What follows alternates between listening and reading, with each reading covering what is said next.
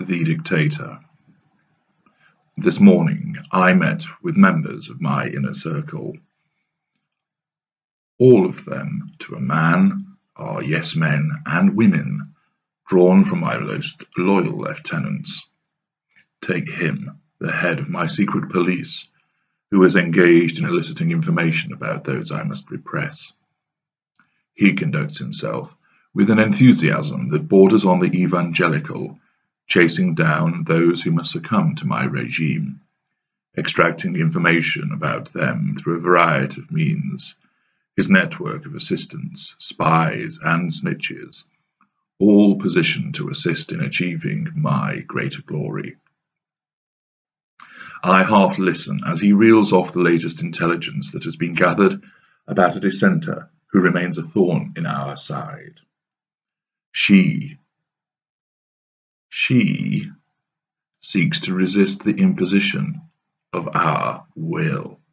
Apparently, she believes that she has viewed the truth about my regime. It is all lies, of course. I turn to my Chief of Information and Truth and receive his report as he sets out a 7-point plan to crush this upstart. He issues his words with the fervent belief that I installed in him when I recruited him. When was that again? I cannot remember. He has been in that position for such a long time that I struggle to remember who even held the post before him. His eyes flash with enthusiasm for the smear campaign that he has devised in order to demolish the credibility of this dangerous opponent who is intent on spreading malicious lies and malcontent about our most glorious and benevolent regime. All of them sit around me, members of my cabal, handpicked in order to carry out my will. I know they revel in their positions of privilege, and that they too jockey with one another for position in order to receive the favour of their most illustrious leader. I glance at the immaculately dressed lady whose countenance is positively glacial. She is my Minister for Demagoguery, charged with devising those repeated slogans and campaigns of popularity, irrespective of cost to those who oppose us, in order to maintain my hold on the country. I know she is in love with me. They all are, in their own way, and she wants to sit at my left hand. I should imagine she will launch a takeover bid and oust the First Lady of Prime Supply. I switch my gaze across the table and wonder what the head of fuel procurement would make of that if he knew that she would usurp both his latest find and his function in delivering the final supporters from my legions of beloved citizens. Still, it does no harm to keep them vying for my behaviour. My eyes sweep around the table, the keen and obedient faces all looking to me for approval, a sign of acknowledgement, a nod of agreement, or a smile of pleasure at what they have suggested in order to maintain our most glorious rule.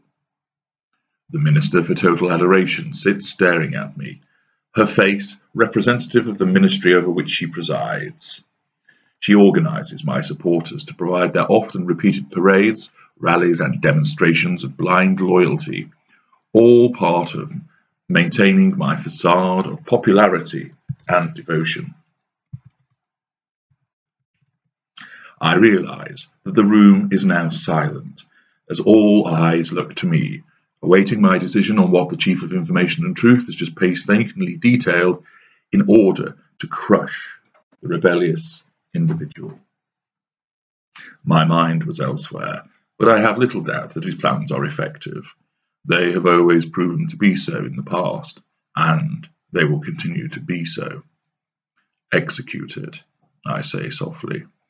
The chief nods and makes a note in his expensive-looking notebook. I sense the simmering jealousy from the others sat around the gilded table at the approval he has just obtained from me. I will ensure they all receive their moment of approval, however, feeding them the tidbits that they require in order to maintain their absolute loyalty to me. Sometimes I wonder how much of what I dictate to them they actually believe, or whether they harbour desires to be in my position. Surely that thought crosses their mind from time to time. I know it would mine if I was them, but then I am different to them. I am the most illustrious leader, and it is because of my unrivaled skills and abilities that I hold such a position, and why they do not. They could not do what I could do, could they? Each and every day I am the beast of prey which they admire. I must at all times maintain a show of strength, so they remain committed to the maintenance of our glorious regime. There can be no weakness demonstrated. A cold, hard edifice of savage decisiveness, which tells them that they chose the correct side to support. There is so much to do, so many reports to receive, so many decisions to make, so many targets to track and watch, assess and monitor. The Minister for Observation and Perusal has proven to be a key recruitment for my ongoing work of identifying those who will best serve me from the many millions who exhibit potential. I must have the best, because I am the best, and this inner circle is charged with enabling my machinations to be effected and to achieve total and absolute hegemonic control, which is to be exerted over the masses. I know the troublemakers, the seditious splinter groups, the treacherous traitors who need to feel the smack of firm government to keep them in their place. It dismays me at times. I invite them into the illustrious headquarters of this most powerful of regimes and deliver to them every grace and favour that they could ever want, let alone imagine. Yet still some of them turn against me. I have yet to understand why. Even my long-standing head of torturous devaluation is at a loss to explain why certain of my recruitments fall. Still, it does not trouble him, as he relishes getting his hands on them and exposing them to the latest malevolent manipulations that him and his ministry have devised. Their Room 101 is far worse than the one that they may have read about. Remaining on top of this vast empire remains a task suited to only the greatest, and that was why I was chosen. I must watch, decide, act, and govern. Each and every day, I must demonstrate that I am in control. I know the liars and turncoats spread lies, that I find the whole charade exhausting, that I have lost my appetite for threatening and destroying, and that it is only a question of time before the whole edifice comes crumbling down. Thankfully, the Minister for Best Presentation is always able to portray me in the best light, so when the very rare and very occasional fatigue of this relentless operation does seek to make itself apparent, it is beaten away through the judicious application of trickery and fakery. I thank my own personal God that it is the case, otherwise who knows what succour my opponents would gain from seeing a weakness come to the fore. Would they be bold enough to implement a coup d'etat and have the despicable desire to unseat their most illustrious leader? Sometimes I wonder if they will, but I never mention it to my inner circle. They must always know that I am strong, impregnable, and omnipotent.